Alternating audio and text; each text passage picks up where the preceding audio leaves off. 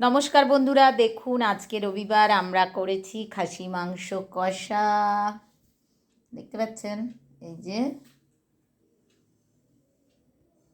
এক বাটি করে খাসি মাংস কষা নিয়েছি, মানে মাটন আর কি। আর আলু মাখা করেছি লঙ্কা তেল পেঁয়াজ দিয়ে বেশ।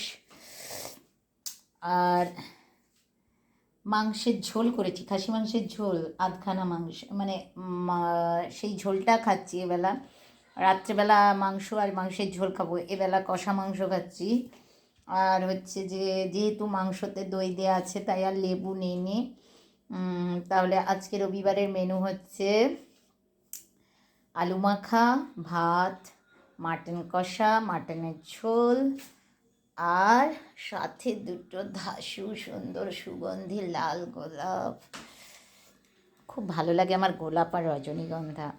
এদেরকে আমি এনে এনে আমার টেবিলে সাজিয়ে রাখি সেই কলেজবেলা থেকে। কলেজবেলায় ভাবতাম যে যেদিন টাকা রোজগার করবো সেদিন আমি রোজ রজনীগন্ধা বা গোলাপ কিনবো, তাই পেলেই কিনে নিয়ে চলে আসি। না, কেউ দেয়নি গো।